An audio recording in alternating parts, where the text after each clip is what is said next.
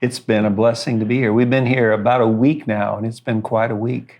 We've had this Homestead Conference, first ever, and I just don't think that could have gone any better. It was incredible. You have a lot of things to compare it to here. All your fairs, you've done this 35 years or something like that? I think that's right. I think it's 35 years, yeah. And we have actually a Homestead Festival, so we can kind of compare it to that. But how do you feel like it went? Oh, it was a benchmark. It exceeded everybody's expectations. Yeah. So many different voices and perspectives, and it was wonderful to see people with such different backgrounds coming together and offering the diverse angles and perspectives. I really enjoyed it. And the vendors, the guests, everybody seemed to have a really good time. I think so. I enjoyed it because I've been coming here a number of times through the years, and this place and these people are very special to me. But to hold an event that not only brought a bunch of other folks that maybe haven't been here before, but also some friends like Joel Salatin and Daniel and Sean and Beth and Rory Groves and Amy and Brent and all these people from all around the country that are speaking, and vendors and all kinds of folks, just to come and sort of share something that's meaningful with them too. What's different about this? You've done bigger events, but what makes the Homestead Conference different for Homestead Heritage and your community and our community here?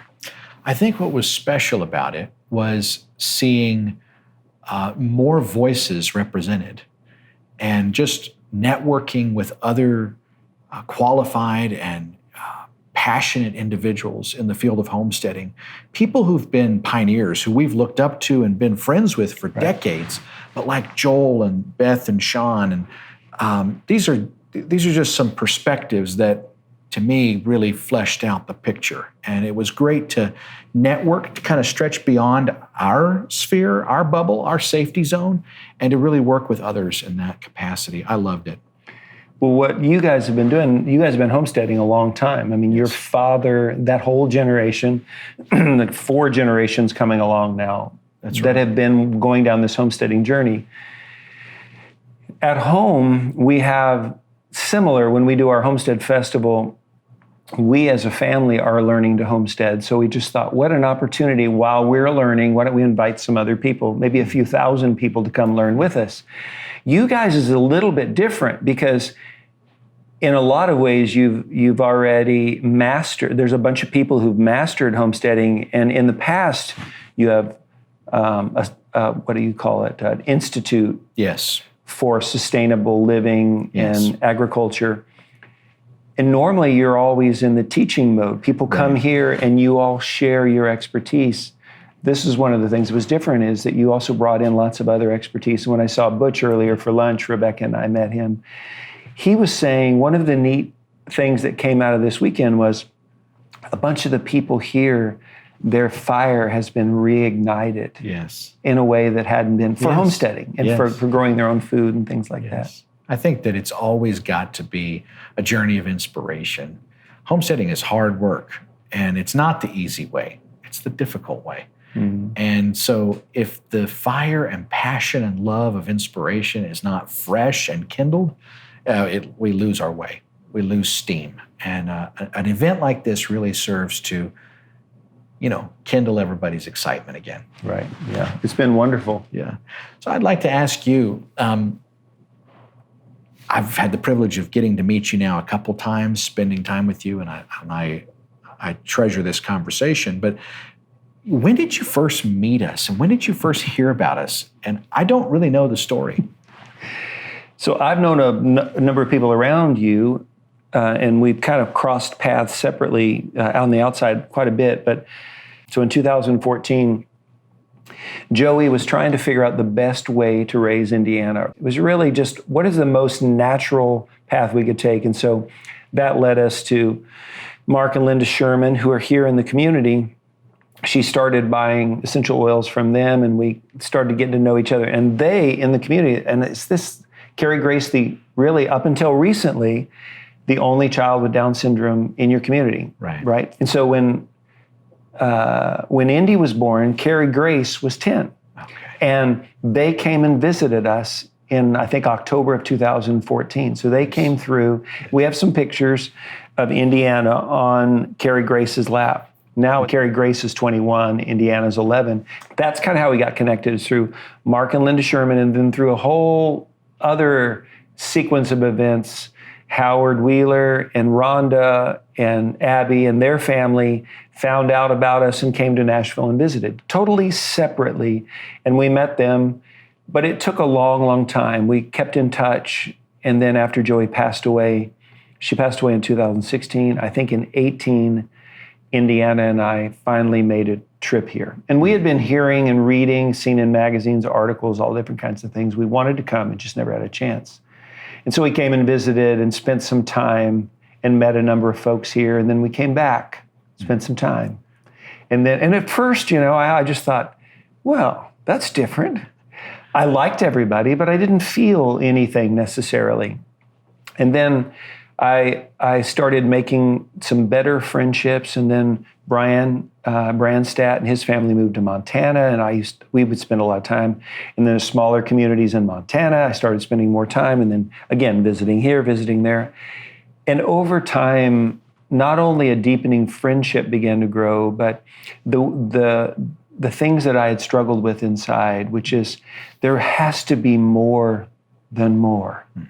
There has to be a source of joy and happiness greater, and even an expression of faith and family and community better than what I was experiencing in the churches I was part of, in the community, and even all our family efforts. It just felt like it was all lacking something bigger. And so I started to realize, wow, what they've created there is incredible. And so that led me through, a couple of years ago, I knew that God was calling me on a deeper journey to surrender and repentance. And then so that was another year. And then I got baptized last July.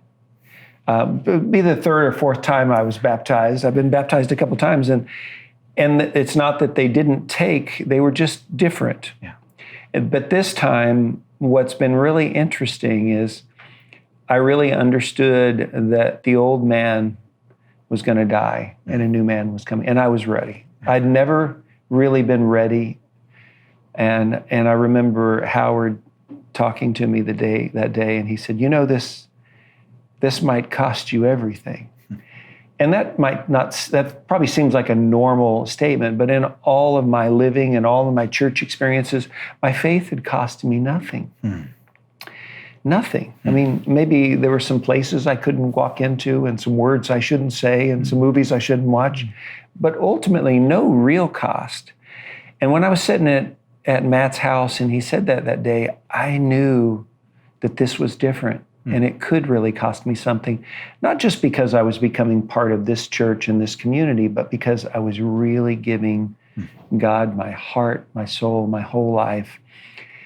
And within a week, everything had kind of turned on its head. So what ended up happening is, through a number of events, my oldest daughter and a lot of different things, saying a bunch of really terrible things about the choices I was making and about the community that I'd become part of, even though no one had ever met anybody, no one had ever gone anywhere, nobody'd come to visit, still hasn't. And so I remember calling Howard and saying, you remember when you said that this might cost you everything? I said, did you know it might cost you everything too? Because you guys also have been drugged through so much. You've had that experience through the years, but you've got a new dragging through. Yeah, it's different for us to have someone who is more known in the public eye, in the public sphere. And you certainly brought that with you. And I think that it just becomes more newsworthy in today's climate that this country singer or this songwriter, this man who has millions of followers on various places, look what he's doing. And so we all get mixed in the grist of the public gossip mill. What strikes me as strange is that, we've been church hoppers forever. Just trying to find the right expression would be what we would have said. It's like you're going to go to this church and you like the pastor, but you just don't, the music's not for you. And this one you like the music, but I don't know, it's too big, and this one's too far away. And it's embarrassing, but there's a lot of that happens. And so we've done that through the years. And what's strange is nobody cared. I could join any of them. I could join the biggest Baptist church in Nashville. Joey and I used to go a lot to World Outreach Church, which we just loved, a great big 15,000 people church. There's a little biker church down the road. There's a cowboy church down the road. We could join any church and no one would blink an eye. Whatever their theology is, whether they actually have any training in any of that. But for some reason, becoming part of a community and a culture and a church that wants to do more than be together on Wednesday nights and Sunday mornings, that really want to live it out, which feels much more like a early New Testament church, that's somehow not allowed.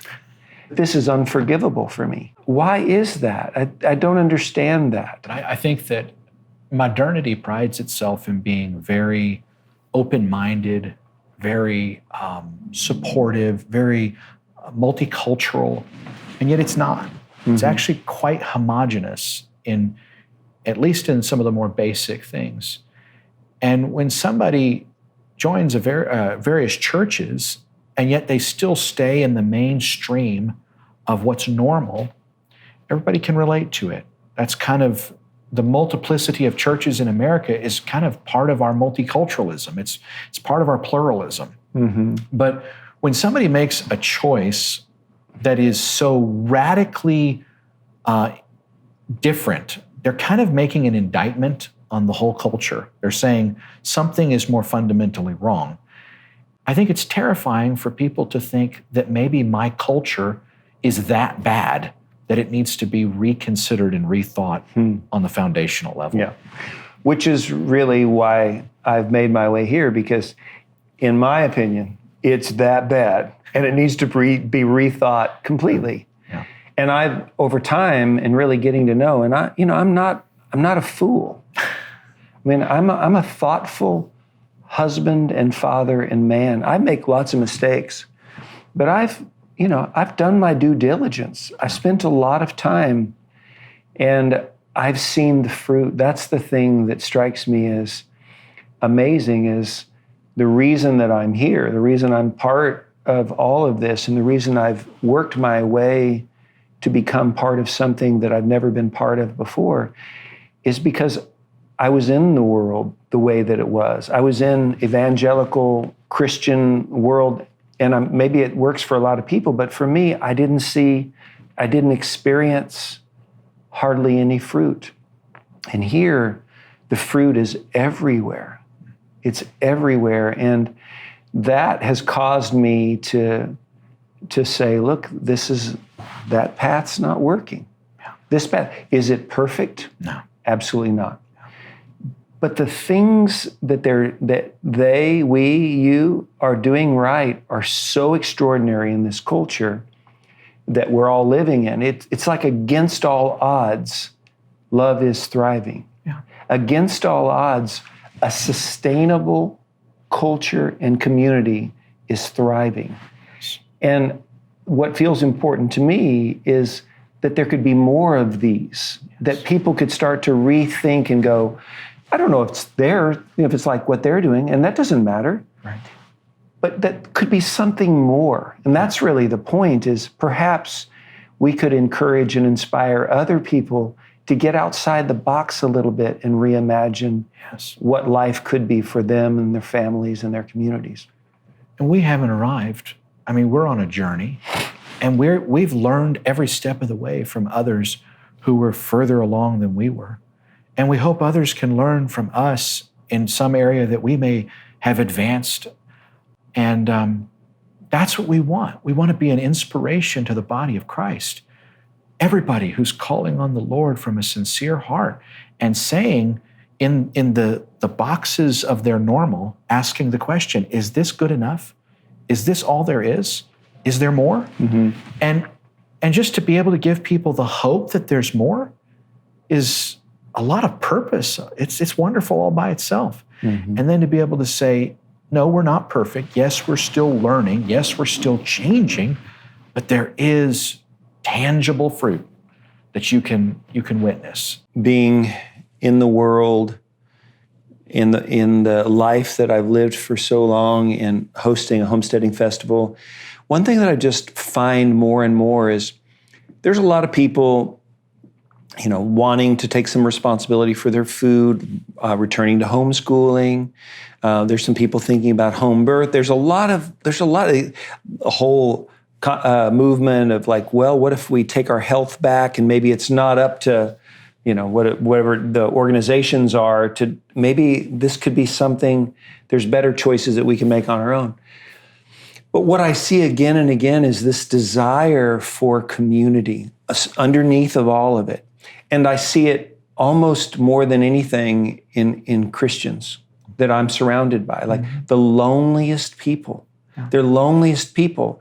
There's a goodness there, and there's a certain amount of joy because God is in their life, but they actually want people in their lives. They want something greater. And so the part that has drawn me slowly, beautifully to the church and to the community is the fruit and the unusual fruits that I see everywhere, and the manifestation of those just about everywhere I look. I mean, the amount of love that I experience, and it's not just on the surface. I was at the wood shop yesterday, and I met Vendel. I've never met Vendel from Hungary before. I love this guy. I mean, he's an older man, and Mark Borman was teaching me a woodworking class, and he said, "Brother Mark, I just want you to know I love you, and there's nothing you can do about it." And that might sound funny and sweet, but that's really what I've experienced everywhere. There's an amount of love that manifests itself in being there for each other, caring about each other, putting other people first, making time. It's extraordinary. I mean, love is the first fruit. It's the big fruit. Yes. Trying to convey the essence of what is happening here, which to me is coming from a homesteading, life, music that led me to, there is no there, money, fame, fortune. There's no there for me. And I think it doesn't matter what your business is or where you're heading down that road. It doesn't take too long to realize success and these kind of things that the world says are going to bring you happiness. Most people will find out they don't, not really. But that led me to, on a farm, finding my way to seeking a more sustainable life, which meant sustainable food and gardens and raising animals and things like that, homesteading. But this was a level totally different. This is more of a sustainable life. When I first came and visited, let's say in 2018, I remember I was over in Brian's house, and a number of folks come over, and first thing that happened, this is unusual for me, because I'm in the music industry. I mean, I was always writing songs and playing music, but then I was in somebody's house, and everybody shows up in the evening time, and no one has televisions, so they do other things. They play games together. They sit and visit together until late in the evening. They play music for fun, all ages. And so I was sitting there, and Regina and Josiah and tons of people come over. They're all singing, and I didn't know what to do with it. They're just having fun singing, and then back behind him is like a 12, 13-year-old. He's trying to figure out how to play. And I stopped and I said, "Do you do this for fun?" And they were like, "Well, of course we do. I make a living out of it. I don't do it for fun. It's fun, but it's not a part of my life. Yeah. I don't sit around with my family and extended family and friends and play music. And that's a fault of my own. But I think that's, again, one of the fruits. When you turn off the television and you turn on neighborliness and being together. I mean, We live on a farm, so Rebecca and I are like in bed by 9 o'clock every night. When we're ever with you guys are in Montana, we're just about to get up and head to the bed, and all of a sudden the door opens, and here comes 10 people, and there's grandma and the kids, and there's 30 people at 10 o'clock are going to start playing games. Because they've all worked all day, and now they want to be together and laugh, and we're going to make nachos at midnight. And it's so wholesome and filled with life. And again, it's just compared to what I'm used to is we have a television on every wall. So I'll go to my spot, you go to your spot, and somebody else is here, from the children to the adults. And these are all like really unique things, but one thing that also happened then, they said, our love stories tend to be different. I was like, well, I'm part of a love story that's a little bit different. At the time, I remember sharing that, and they knew that somewhat. And I said, well, how is it different? I said, well, we don't date. And so they started telling me, couple by couple, all of their stories. And just the other night, Rebecca and I and Indy were sitting with Zane and Hannah, and we were having breakfast, and they started sharing their story. And he cried and I cried. And it's like something out of some crazy dream movie, because they don't really want to try each other out. They don't want to ruin it. They want it to be of God in the same way. Yeah. They want God to put on their heart who the person is. Yeah. And it needs to be confirmed. There's this whole little process to it all. But in the end, what ends up happening is when you get married, it means so much to you. You've seen it in your parents. Yeah. You've seen it in everybody else around you. Yeah. And so the fruit of it is so extraordinary. Yeah. And in the culture I come from, it's like, well, sure hope this works out. I like you a lot right now. I hope it stays. Yeah. But it's not that way. So that's one of the things. Yeah. The way that love begins and the way that love carries on. Yeah. Pretty much everybody has home births here. Mm-hmm. We had a home birth with Indiana, but when we knew a few other people, but that's not normal in the culture. That's a different fruit that you have. Right.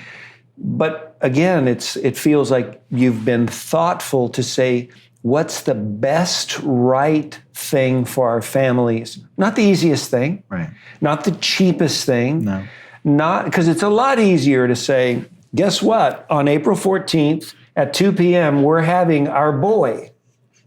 I've got it set up. Yeah. And if you want to come around 3, I'll meet you in the waiting room. Yeah. That's a lot easier, and there's less pain and all that. But just like us, you realize there is a joy, and I mean, there's a million reasons for it, but this isn't just a couple of families. No. This is hundreds and hundreds of families who've realized this is a better way. And so you have this, again, the fruit of that is unusual, because it's not, just like there's not a nursing home taking care of the elderly, for the most part, you also take care of all the mothers. Oh yeah, for sure. Your sister, everybody, like their job is, we're going to have a baby. We'll walk you through all of this stuff, and you do it together, as if it could be something that a community takes care of. This is strange talk we're speaking about, but it works really, really well. And then when you get past that, there's home education, and that's become more popular. But here, it's not a matter of, we just don't want to send them to public school, or there are no good schools nearby. It's that we want the best for our children. Yeah, absolutely. And it's our responsibility. Yeah. If they're a handful, it's our fault. Yes. If they have joy and life, that's going to come from us. Right? Yes. I think that our journey has been guided by the assessment that much of the brokenness in the culture has come from people being robbed of the difficulty and blessing of real living. Yeah. They've outsourced so many things to experts, to the professionals, that they've ended up with meaninglessness. That's right. And when you were talking about getting together at 10 o'clock at night, which is quite funny, but to hear you say it, it is true. It's true. When you talk about that, it's like It's not abnormal for someone to click on a television at 10 o'clock at night. But that's what we're doing. Yeah. We're clicking on relationships. Yeah. And if you don't have these substitutes where you're watching this fake life by people you don't know who are trying to communicate an agenda and a value system that you don't share, that's normal. Yeah. But that would be totally strange for thousands of years. Even in this country, nobody even heard of television until less than 100 years ago. That's right. And so it's this newfangled technology and these newfangled ways of relating. They're not tested. They're not the normal thing. They're the crazy thing. We don't know what they do to relationships. And so for us, it's like saying, okay, Lord, there is a hardship in growing your own food, but there's also a blessing. Right. There's a hardship in birthing at home, but there's also a blessing. And there's a blessing in the givens of life. And we don't want to get to the end of our lives and say that somebody better or somebody expert did it all for us. We want to say, I built that. I grew that. I raised that. I taught that. I gave that birth. And that really starts to get to the heart of meaning. And again, that's what life is about. People want meaning. That's what joy is about. That's what partnership is about. It's about meaning. And ultimately, the greatest meaning is to love one another, to express God's love to one another. And if we find that, then we're no longer lost. We know who we are. We know why we're on this earth. That's what I found is there's just so much meaning in everything. Now, I've been a big Wendell Berry fan for a long time, 10 years, I'd say at least 10 years. That may not seem like that long, but 10 years of serious Wendell Berry reading will really take you down some new paths. And the main thing is if you don't know his books, for people who don't know, he's just a beloved writer out of Kentucky. It has nothing to do with this community or anything. I'm not even sure what his faith is, but what he writes about is that we've been robbed of meaning and purpose because we've outsourced all of our responsibilities of every single thing. And what's really happening here, what's really, really happening is we're taking responsibility for everything. That's it. Rather than Netflix's job is to entertain us, or Amazon Prime, or, Sega, I don't know what the games are. It's our job. Yeah. It's our job to find entertainment that's really good. Rather than it's Kroger's only, we get our food from somewhere else, or our crafts, the things that, rather than just be consumers, which is what we're all raised to be, whether we realize it or not, and this is a big Wendell Berry stuff, we actually could become producers. And that's what everyone does, which seems so weird. You learn how to spin and weave wool, and you know how to have the blacksmith shop and woodworking shop, and you can make a million things, which is what everyone has learned how to do over 30 or 40 or 50 years here, and the young people are still learning. It's not just nostalgia, it's taking responsibility for producing some of the most important things in life. And you've just looked at all the avenues of life, from birth to death, education to medicine, recreation, all of those things. And you've said, how do we participate in its fullest? Yes. And have Christ in the middle of all of it. What I feel like we're doing, that you're doing, and I'm new to do, is bringing our lives back home. Yeah. Taking responsibility and bringing fathers home. Yes. So they can be with their children. Yeah. Bringing mothers home so they can be with their children. Bringing education home, bringing birth home, bringing entertainment home, bring all of these things, really bringing it back home, which seems weird today. Yeah. But it's never been weird before, wouldn't you say? Oh, absolutely. You see, the family was God's ideal unit to answer the challenges of life and turn them into grace. And when we sent all of those challenges to others, the family lost its purpose. It lost its point of contact. It lost its need to collaborate. Mm-hmm. If you were a pioneer family, you had to figure out your relationships. You had to learn respect because you weren't going to survive the winter without it. But now family is almost artificial because of all the essential things of educating the kids, of growing the food, of putting shelter over the family. All those most essential things are done by others. We just give them money to do it. In order to get that money, we have to go away from the home to get it. Right. So everything takes us away from the family. And the family is kind of this shadow institution that is increasingly gutted of its purpose, of what brings it together. And so what we've acknowledged is that culture isn't good for kids. It's not good for mothers. It's not good for fathers. It's not good for family. Good for marriage. It's not good for any of these things. In fact, it's only good for a very select few things. And those aren't very good things. Yeah. And so we said, we're going back to the culture that puts this in the hands of the family, which means brings this home. Yeah. Brings this into the domain. It's where you are saying the peace of God is going to reign here. And we're coming together to form this unit. This is our little piece of the kingdom of God on earth. And so much of what we are doing is absolutely working against the economy that fractures us and flies us apart in centrifugal ambition. And we're turning back to the home. And we're bringing it home. We're bringing it within reach. For me, I just feel like this is such a wonderful new expression of what the church can be. Yes. I just feel like this is the future. This is my 2 cents. I just think for the church to survive, we're going to have to do more than we've done before. Yeah. We're going to have to make it a bigger part of our lives. And so for me, I don't have any questions. Like, this is where I'm going with my family. And my only regret is that I should have gone here years ago. I would have had more help as I walked along. I'd have still made lots of mistakes. Sure. But I'd have had more help. But I think that down the road, I think this is something, one of the reasons I'm passionate about it is it feels like an answer for the church. It feels like a hope for the body of believers. Yes. And we've talked about this quite a bit, and I've talked to other folks, is this isn't the only expression.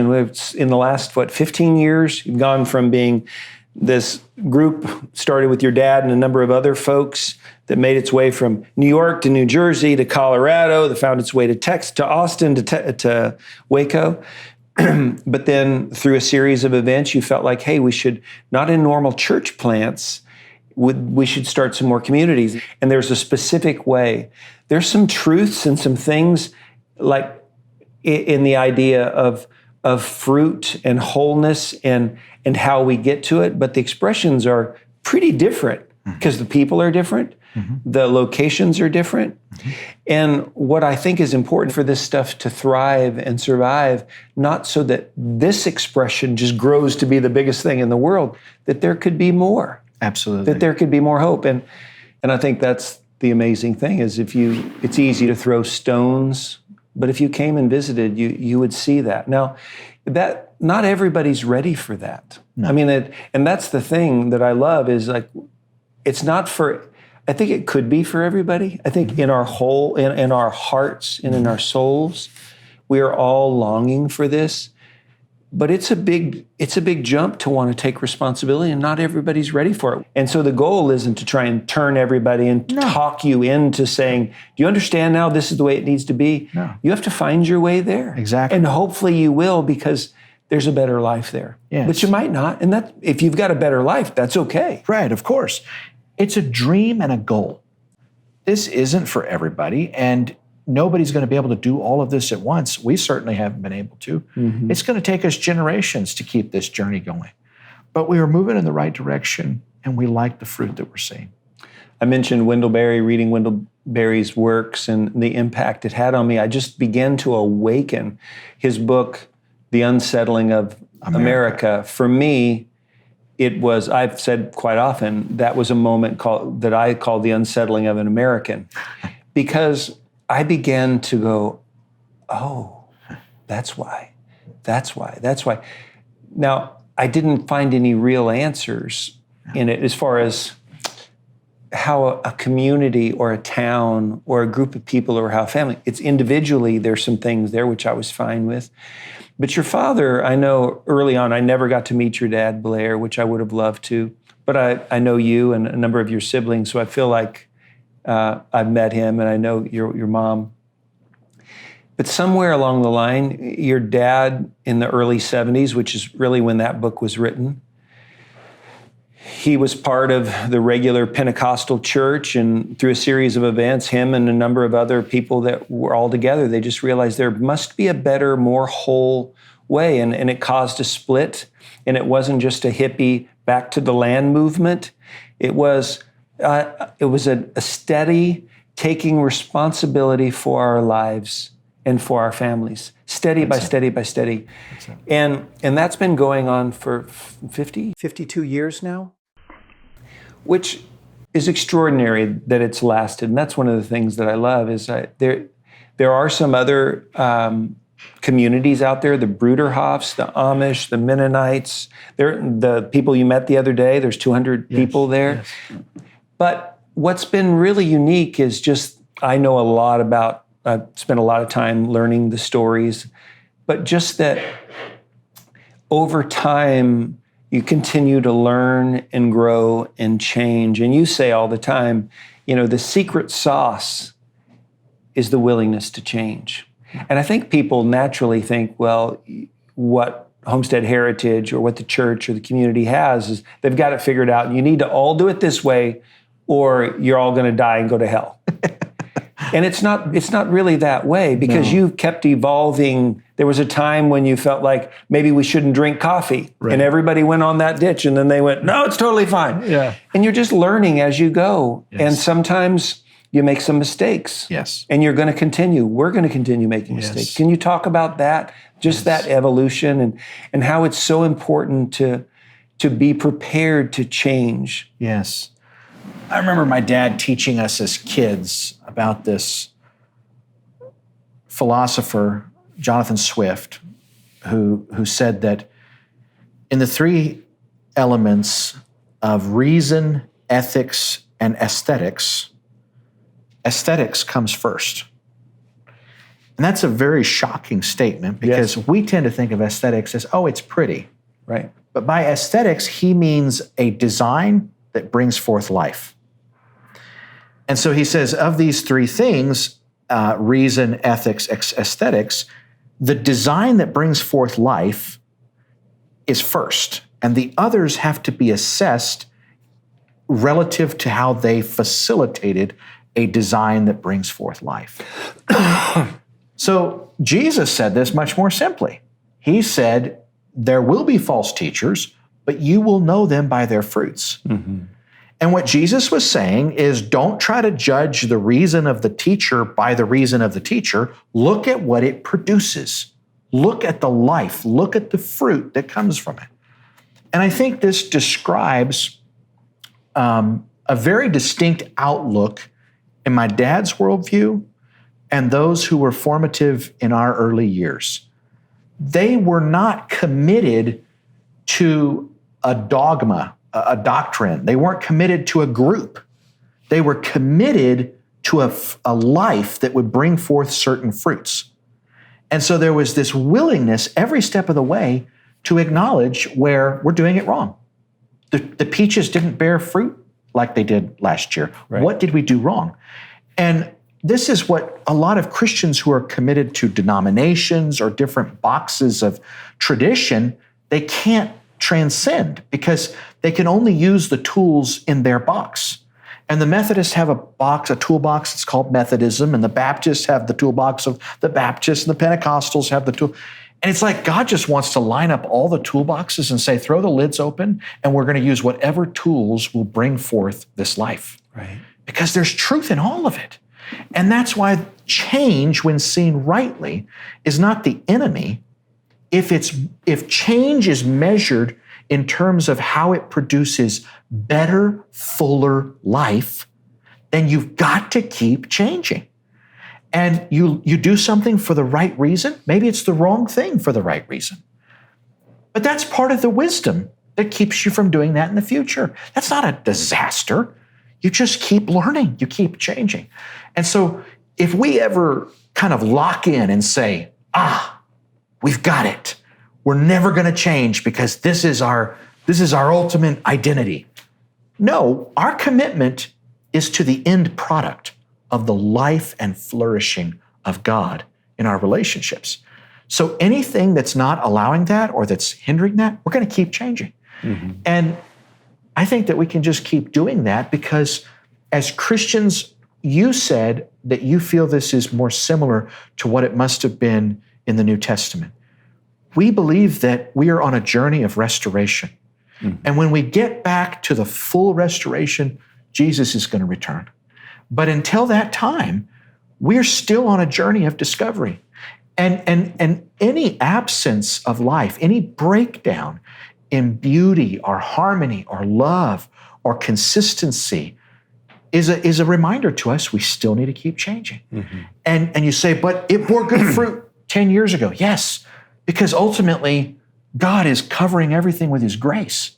We can't do anything without his mercy and his grace. So even in our failures, there was fruit, but he's also wanting us to mature and to keep growing. So if change is seen as the enemy, then we're going to start to make idols out of our positions or our ideas. But if change is seen as what's necessary to keep cultivating, that's what we're after, the change that cultivates. Just for me, my own opinion, being in the world, in the life that I've lived for so long and hosting a homesteading festival, one thing that I just find more and more is there's a lot of people, wanting to take some responsibility for their food, returning to homeschooling. There's some people thinking about home birth. There's a whole movement of like, well, what if we take our health back and maybe it's not up to whatever the organizations are, to maybe this could be something, there's better choices that we can make on our own. But what I see again and again is this desire for community underneath of all of it. And I see it almost more than anything in Christians that I'm surrounded by, like the loneliest people. Yeah. They're loneliest people. There's a goodness there, and there's a certain amount of joy because God is in their life, but they actually want people in their lives. They want something greater. And so for me, I just feel like this is such a wonderful new expression of what the church can be. Yes. I just feel like this is the future. This is my 2 cents. I just think for the church to survive, we're going to have to do more than we've done before. Yeah. We're going to have to make it a bigger part of our lives. And so for me, I don't have any questions. Like, this is where I'm going with my family. And my only regret is that I should have gone here years ago. I would have had more help as I walked along. I'd have still made lots of mistakes. Sure. But I'd have had more help. But I think that down the road, I think this is something, one of the reasons I'm passionate about it is it feels like an answer for the church. It feels like a hope for the body of believers. Yes. And we've talked about this quite a bit, and I've talked to other folks, is this isn't the only expression. In the last, 15 years, you've gone from being this group, started with your dad and a number of other folks, that made its way from New York to New Jersey to Colorado, that found its way to Waco. But then through a series of events, you felt like, hey, we should, not in normal church plants, we should start some more communities. And some of those families have gone out. Some of your family members, different folks have gone out and started other communities, and they're thriving. And they're all a little bit different. It's not the same thing as, I'm just using this as an example. Like, there's Harvest Chicago, and this is Little Harvest over here, and this town, and this town, and this town. And there's a specific way. There's some truths and some things, like in the idea of fruit and wholeness and how we get to it, but the expressions are pretty different because the people are different, the locations are different. And what I think is important, and why it's just great to be able to talk about this, and I haven't had anybody to talk to really, they're just people making up things and saying things on the internet, is that it's just important for this stuff to thrive and survive, not so that this expression just grows to be the biggest thing in the world, that there could be more. Absolutely. That there could be more hope. And so on that, let's talk for a minute about this last year. You've had a lot of persecution through the years that's come through a series of events, people poking holes and throwing stones at what you've done. Not you personally, but just the church. And then I've had a lot of that this year. And again, nobody to really talk about. We get together and gosh, I had, it was right around Indiana's birthday. We had ABC Nightline News at our house for 2 days, something like that, because they're doing a big story all about Homestead Heritage and all about, me and in Indiana and all this stuff that's going on that's surfacing out there. And so at first I wasn't sure about participating, but then I thought, no, I'm so excited about this stuff and I have nothing to hide. So they came and spent all day with him. And as it always happens, these were the nicest people. I mean, the producers, the camera people, we loved them all day long. And then in the evening, they did all this stuff and we got to share our lives. Then we sat down and had a conversation. They ask lots and lots of hard questions and you do your very best to answer them. But the only hope that you have is when they get back, they do all the other interviews that they're going to have. You don't even really know what the story is. You have no way you don't want to control it. At the same point, you feel like, I hope they give it a fair shake. And so just I wanted to talk about that a little bit because at the same time that I have these things, you guys have had the same things, just article after article coming out. No one's really came to visit. There's a bunch of people, some are ex-members, some are people from the outside that are just skeptical. What do we do about this stuff? I mean, we do this, we try and talk about it, let people know. Yeah. It's painful. And I know that I'd love to hear you tell about it from your side, but it's painful. Yes, sir. It's painful when people you loved and love lie about you. And you don't understand why they do it. Because you can't relate. You don't want to hurt them. I mean, we've never gone after them. We've never told stories about them, either in or outside the church. We don't wish them anything but well. In fact, some of them, we've tried to reach out to 7 letters, before any of this happened. I mean, they just totally ignore us. And then they go and say that we've cut them off, and it's very painful. But I will say it's never failed to make us stronger. Yeah.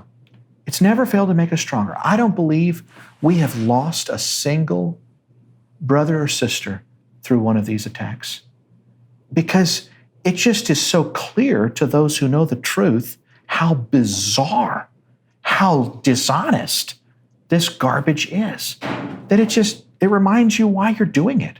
Yeah. And it kind of validates you in a certain way.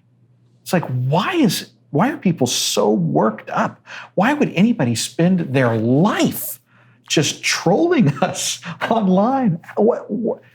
And you have to say, something touched them and impacted them in a very profound way.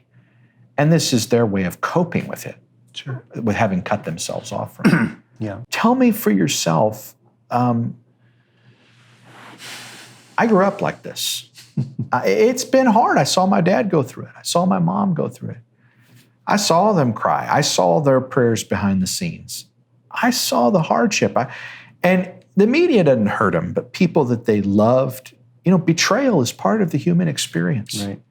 And whether it's et tu, Brute, or it's Judas. I mean, betrayal is part of the human experience.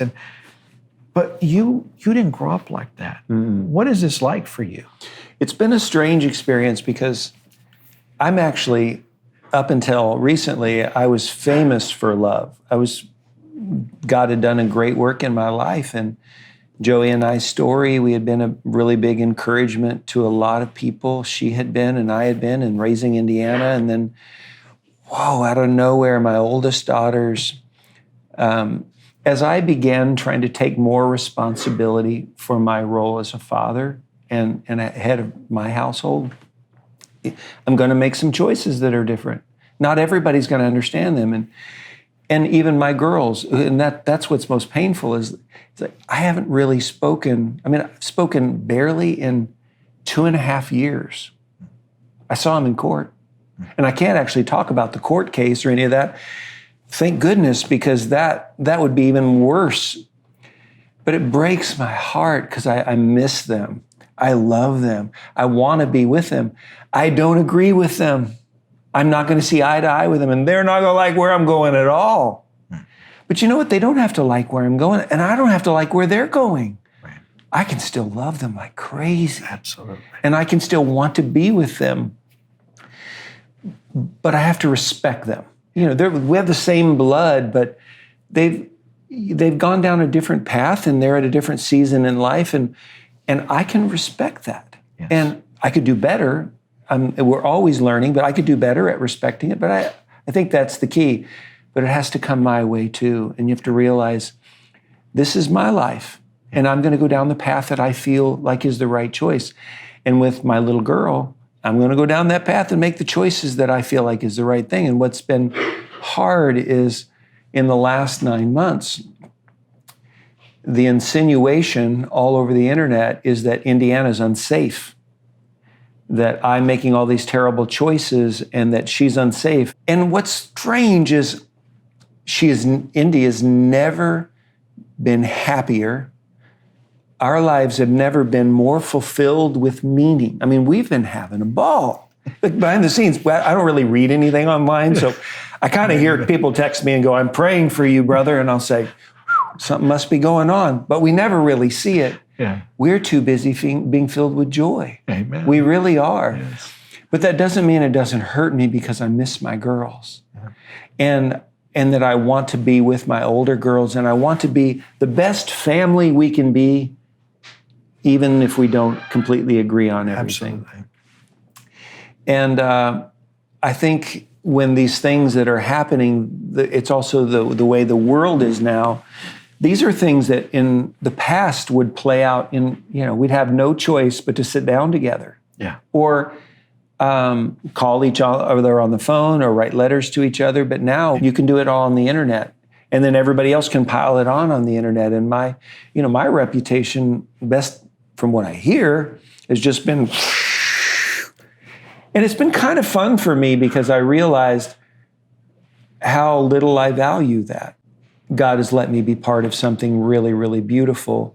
But if my reputation online is soured, I know that's not the same thing as my actual character. Yeah. And nothing has changed there. If anything else, my character has gotten stronger, and I know the choices I've made have just gotten better. So that feels like a necessary evil for that, and it'll work itself out. People get bored really, really quick, so they'll forget about me and move on to other things.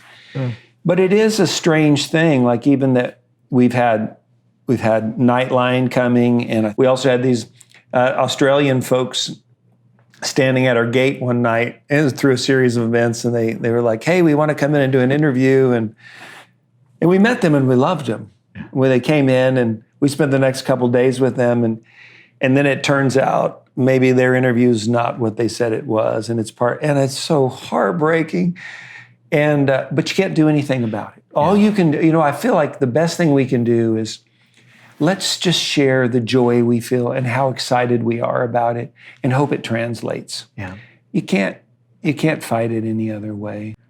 People are always the swirling question is whether Rebecca and I have joined a cult, and I've sort of answered yes. But it wasn't when we joined you. It was when I gave my life to Christ early on. And it says in there, we're part of the way. Yes. It's just, again, like what is this obsession with, if it looks like community, a covenant? Like we really love each other. Yes. And we're gonna try and do life together. Yes. And live differently. What is this obsession and this quick choice for the media and people to dismiss it as cult, rather than take a little time to go, perhaps there are more options than church, healthy, and cult, bad. Yeah. Perhaps there are more. What is that, you think? Yeah. Well, I think that I look at the term cult as like a racial slur. Yeah. It's just a label that allows you to stop the conversation. Yeah. It incites fear. Yeah. Immediately. Exactly. And if you can make people afraid, you don't have to explain anything. Yeah.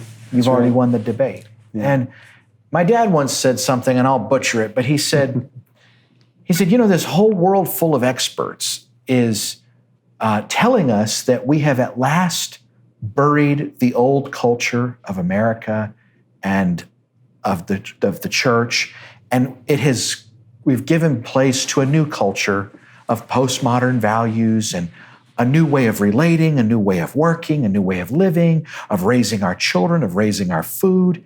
And he said, and then we come crawling up from the graveyard of the culture they've rejected. And it's like, wait, we ended that argument. Get them back in their hole. And the easiest hole for them to smush us into is a category. It's a label. Yeah. And so they use that to engender fear. But for those who know us, for those who eat in our homes and fellowship with us and worship with us from the broader public, they don't put any stock in this garbage. But for those who don't know us, they're like, oh, wow, another cult. Yeah. Yeah, I sometimes find myself thinking, wow, we must be doing something right. Yeah. Because why in all those 25 years did no one ever say I was joined a cult before? I feel like that's actually my bigger question. Why did you never ask me that before? Probably because you don't see any fruit. You never saw any. I actually never left the world, ever. It wasn't a requirement. And now that I'm trying to do what we all say, which is come out of her, that's what it says. Mm-hmm.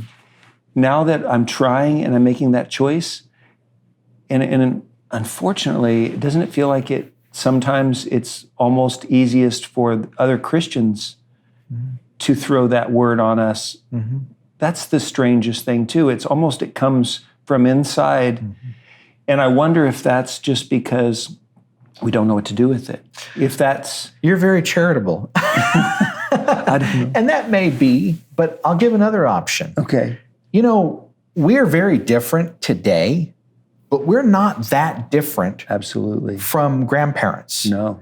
And so Christians, we are a reminder of what they think they're liberated from. Mm-hmm. And so there's this threat, like, if this is God's way and this is the fruitful way, then I've got to make some hard decisions. Yeah. So I've got to get this labeled as a cult. I've got to get this off the table so that I don't feel like maybe I should be rethinking my assumptions in the culture. And I think that's why a lot of Christians do it. They don't want to confront something that could challenge their comfort, challenge their assumptions in the modern culture. I live in Columbia, Tennessee. It's Mule Town. That's what it's called. And we have this thing called Mule Days. Anyway, there's these great pictures everywhere of the 30s and 40s. And all black and white pictures. There are thousands of people downtown. And it's a big parade and all that. And they're all dressed exactly like us. All the women are dressed exactly like us. Yeah. Everyone. Yeah. With all the children are dressed the same way. Yeah. Everything is very modest. Yeah. Women look very, very much like a woman. Yeah. Men look very much like men. Yes. They're not. I look really close. I don't see anyone in flip-flops and shorts and hats on backwards. I don't see 1,000 people trying to express themselves differently. Yeah. Let's talk about some of the low-lying fruit that people can call us a cult and how that's there. And dress is one of those. Yeah. Almost immediately, I remember talking early on, it's like, well, what are the big struggles? Let's say people start to think, wow, this could be a better life. Yes. I know a lot of my friends are considering, maybe there's a better way to go.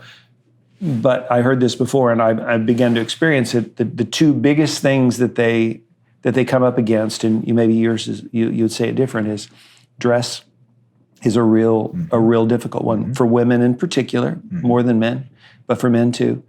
And then authority, those two things.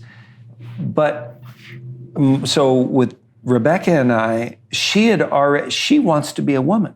Yeah. She wants to dress and feel like a woman. She'd already been wearing dresses. She's a school teacher and wants to feel like a school teacher. Does she like wearing shorts? Sure, it's comfortable. Does she like wearing yoga pants? Probably. But the idea that what I'd love to talk about is what's the point? Like one of my friends back home, he said, man, I just love all this stuff. And he said, I so want community. But he said, long skirts and buns, man. It's like we're just asking for it. We're just going to get bombarded with all these cult things. Can't we just dress cool like everybody else? And that way we're not a target. And I think the answer has to do with, it's not just modesty, it's pride. And what we're really trying to get past is this deep desire inside of us that says, I need to express myself. I'm different than you, and let me express it for women, for men, and all those kinds of things. And it's a difficult thing when you've spent your life with every billboard, every magazine, everything, every screen you've seen have said, you're special and different, and this is going to make you look and feel, and et cetera. It's for men too, it's very, very difficult. But for women, I guess mostly because we've thrown this stuff off, et cetera, with women's liberation. But talk about that, why that's a choice that we make and why it actually helps. And if we didn't have it, because you could just as easily go, well, we've decided we no longer need to do that, but we haven't for a particular reason, right? Right, absolutely. So I have 4 daughters, 2 sons, and a wonderful wife. So this is not far from my heart, this question. And I think that one of the main reasons is identity has been hijacked by commercialization. And people are made to believe that their sense of worth and self is in what they wear. And then that image is constantly changing so that they'll buy something new. And nothing is so connected to the control strings of the fashion commercial industry as clothing. And it's not good for people. It's not good for young girls. It's not good for anybody to feel that you've got to fit in to this constantly changing machine that incidentally is making you make a new purchase all the time. What a strange coincidence. Exactly. So for us, it's a question of freedom. You're not free if you have to constantly be changing to fit in to what Instagram says is today's fashion. You're not free. Yeah. And to just opt out of that and to say, no, there's a difference between fashion and style. Style is something that can stay. It's something that has function. It's something that communicates identity. But I am not going to be on the treadmill of fashion. And then to say, as you did, on top of that, on top of the extricating ourselves from the commercialization of our identity, we have to ask questions like humility. Whose identity am I trying to communicate? Am I trying to advertise myself as a man or as a woman? Or am I trying to represent my Lord and Savior and his culture and his people? Am I showing that I belong in that way? And I remember I was in a little cabin in another state a few years ago, and a bunch of people were sitting on the floor and all over the furniture, and we were having this great Christian discussion, and they said, "Why do you guys dress so weird?" And they said, "That just feels controlling to me. The way you dress feels controlling." And I said, "Well, let me ask you a question." I said, "Would it take more courage and freedom for you to walk into Walmart looking like one of our ladies, or for one of our ladies to walk into Walmart looking like you?" That's right. And the lights went on. And they realized that the reason they have to conform is because they won't be accepted. Yeah. That culture is saying, you keep pace with our values and our fashion and our commercialization of both, or you're going to be thought of as yesterday, yesteryear. Whereas there's a certain peace in saying, my identity doesn't belong to you. I don't belong to you. I know who I am, and there's a certain consistency from generation to generation, from decade to decade. We're just not going to keep pace. Yeah.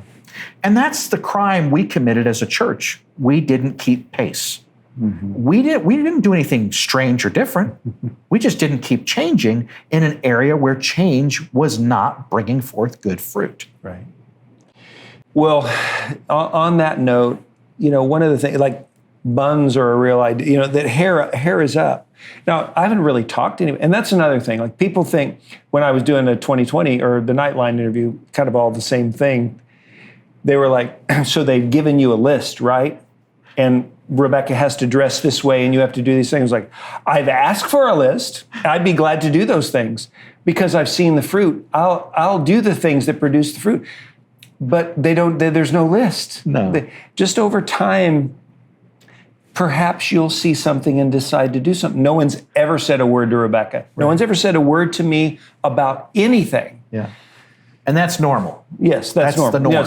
It's not because I'm any different. It's not, again, it's non-coercive. It's like, if I make you do it, it's a different animal. Right. You do it out of love, right, and for your neighbor and all that.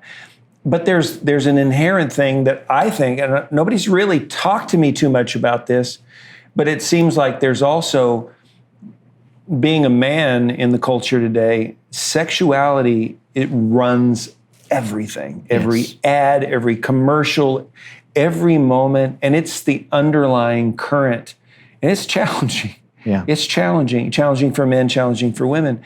And it seems like also one of those choices is perhaps we could save that for our intimate relationships and the people that we love it, as opposed to we try and turn that on everywhere, right? Precisely. We have dishonestly conflated as a culture femininity with sexuality, which is incidentally quite disrespectful to women, to say that what they are and their identity is sexual. That's not true. A woman can be beautiful and elegant and graceful and distinct and have her own identity and flavor without being sexually provocative. Right. But that is a cheap way to get attention. And yet that's what the culture has taught them is liberation. It's not liberation.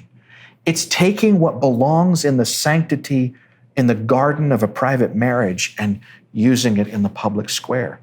And the attention that it attracts is not good attention. Right. And it's not helpful. It's not. It's not helpful. And to be very clear, I know a lot of good Christian women who don't dress like we choose to dress. And I know they'll make it to heaven before I do. Yeah. I'm not trying to lay a trip on them. Yeah. Does that make sense? Sure. And so they could even talk to me and say, but that's not how it is for me. And I would say, okay, I give you that. But I'm not making a decision for an individual. We as a community are making a generational decision. And if we look at the generational trend of what has happened to fashion, there's no Christian in their right mind that can deny it has gone in the wrong direction. When women started rationalizing wearing pants in public, they did not see the outfits that are being sold today and worn by Christians. And if they had, none of the women would have rationalized it. They would have said, oh, that's a slippery slope. Don't touch it. That's how we look at it. We're not saying this is the only godly way to live. We're not saying anybody who doesn't do this is evil. We're just saying we need to look at this generationally, and we need to stop the creep here so that in 10 generations, we're not just 10 steps behind the world. Yeah. I feel it as a man too. If you look around, you go out downtown somewhere, you're aware of the fact that it's just a million men in shorts and tank tops and hats backwards and flip-flops.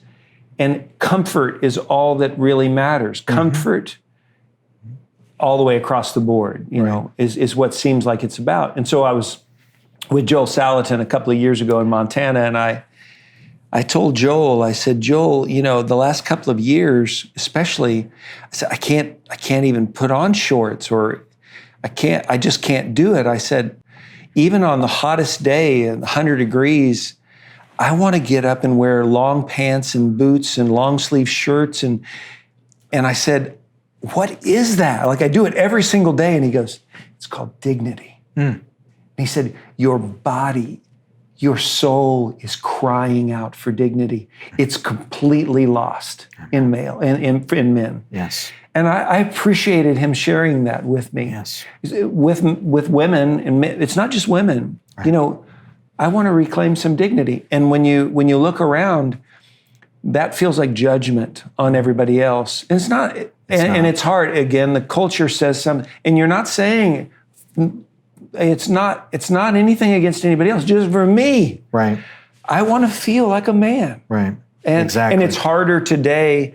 My friend Matt, him and I talk about. We look at old things, and you just think they didn't have this problem in the '60s or in the '50s and the '40s.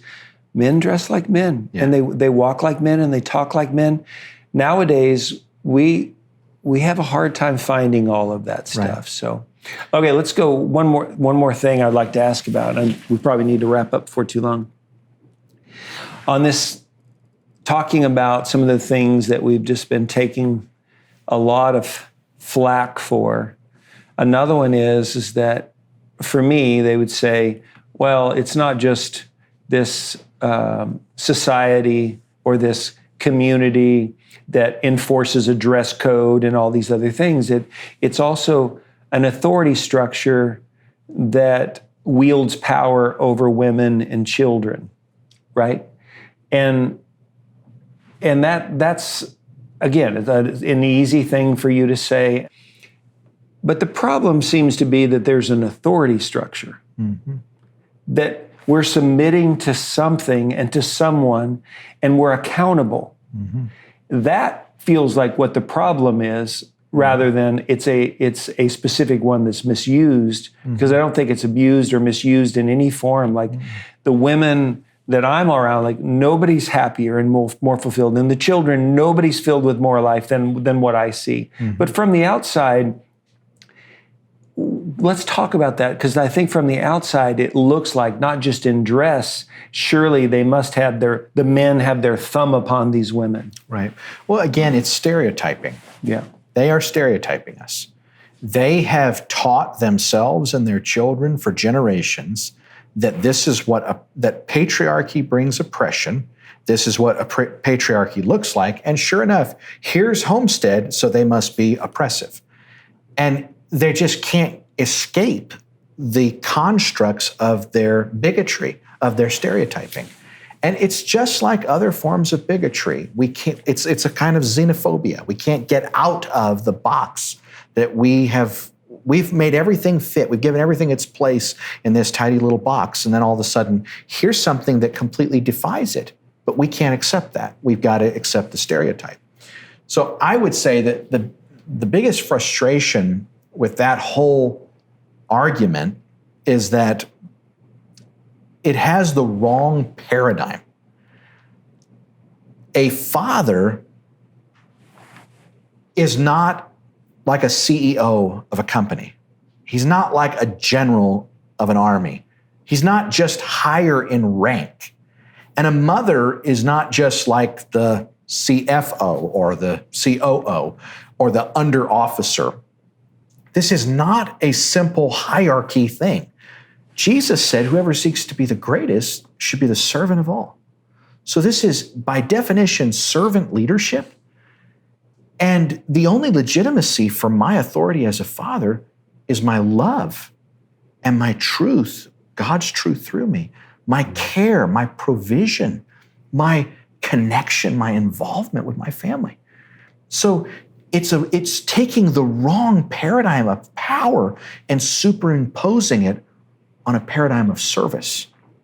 And that's what's different here. So the family model, authority in the family, does not have the same definition as authority in politics or authority in the company. And that ultimately is the problem. We need to separate different kinds of authority and say, mothers can tell a child what to do. And that does not make her authoritarian. And for her to let the child eat as many donuts as he wants does not make her a good mother. So this shows that very real authority can be something other than authoritarian. It's just how it's connected and blended and woven with humility and service and love.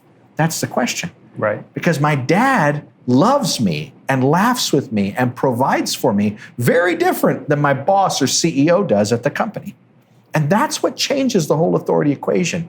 So we just need to completely reject the power paradigms of the world and acknowledge a whole new framework, a whole new paradigm that belongs in the family, where love and such is at the center of it.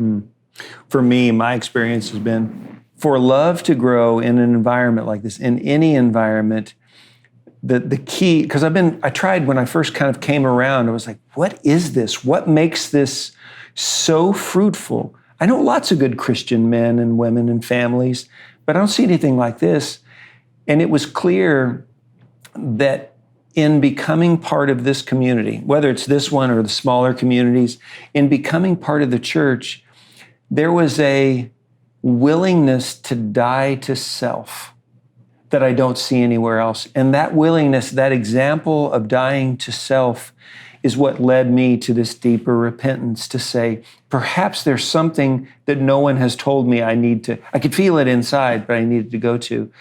Because the fruit feels like it's not just, we work together, we play games at night together, we grow food together, we have babies at home. It's not that. No. It's this idea or this choice to truly love and die to ourselves. And that's something that I don't see in the world, and I don't see in most of the church, a real death to self. And that thing will keep rising and rising, but also a community that helps us. We're not trying to keep down people. No. We're trying to keep down our arrogance and our pride, which is what kills community, what kills family. Yeah. Right? Absolutely. I remember sitting and counseling a couple who was about to be married. And I told them, I said, the world tells you that marriages are based on compatibility, but they're not. They're based on committability. And I said, selfishness is incompatible with selfishness. So if she's selfish and you're selfish, you guys are permanently and hopelessly incompatible. The only way to become compatible is to lay down that selfishness. And Christianity has taught since Jesus that we had a part of us that was made in the image of God, that was beautiful, that was purposeful, that was infinitely worthy of dignity and respect. And then we had a part of us that was a fallen nature, that was arrogant, that was self-seeking, that was ugly, that was dishonest. And that other part of us has to be addressed, and it's only addressed at the cross.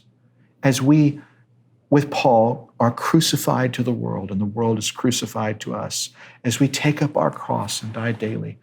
And what is good for a marriage is good for a community. The reason union is impossible in the world in which we live is because human beings are selfish. And so community is utterly implausible until we come to a deeper level of self-surrender. That's not surrendering the good part of us. That's not surrendering our identity. That's surrendering the selfishness that makes a marriage fail. And if we can get to that place, God can compose something beautiful out of parts that otherwise would have been broken and antagonistic. Well, I think that's pretty much you. We went to the service on Sunday and you spoke about unity and pride. And I pretty much cried from the moment I got there to the moment, because it spoke so clearly of the struggle that we all have, and also the answer. And what's interesting is, I would say I'm probably like a lot of people. I recognize in church service and in the Bible that I need to take up my cross and die daily. I can't tell you how many times in my walk, in my journey, like I wrote it down. I wrote the Bible verse down. I mean, I'm not a tattoo guy, but I'd have tattooed it. I'd have put it on. I wrote it on pieces of paper. And I gotta do it. I've got to do it, and because I know it, it's like it feels like key. But I had no context to live it out. Yeah. And that's what this is an opportunity and an alternative culture where we could actually live that out together. Yes. And that's why I'm here. Yes. Thank you. Thank you, Lord. Yes, sir. To him be all the glory. Sure been good to talk today. Yes, it's good to talk to you. We're going to leave early in the morning, but look forward to being back yes, with you sir. soon. Well, maybe when you come back, you'll want to talk about more. Maybe there'll be other things that we should discuss. Yes, sir. Look forward to it. I'll see you in Tennessee someday. Yeah, I hope so. Yeah. They say that you're starting a community up there, are you? Well, I don't know. Are we? I don't know. That's so funny because people are I hear it all the time. The Rory's started a cult. He's going to bring Homestead Heritage and the community's going to start there. He's pushing his family out. Like, I don't know of any of those things that are happening, except that lots of people are saying it. And there's no plan. Yeah. The plan is God's done a work in my heart, and I hope he keeps doing something great. I hope he does something like has happened here and in Montana and in Virginia and all these places. But again, it's sort of this, let's see what God's going to do. And we've all just been waiting. Yeah. We've been waiting. Now, according to the news, it's happening. Well, who believes the news these days? I can't wait to see, though. In reality, I can't wait to see what God's doing. I want whatever he wants. If he wants me to pick up and move here, if he wants me to go to Minnesota with some friends up there, stay where I am, go somewhere else, whatever he wants, I'm in. Yes, sir. Sounds like a Christian.